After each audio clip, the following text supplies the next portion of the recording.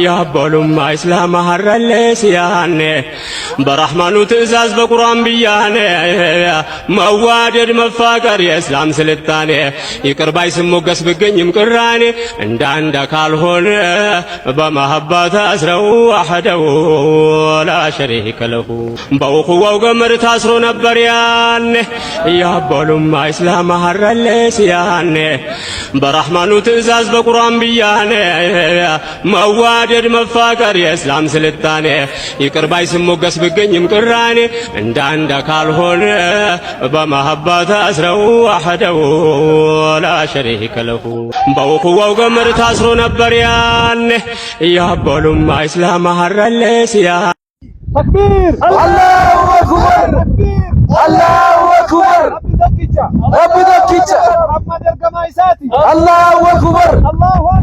الله أكبر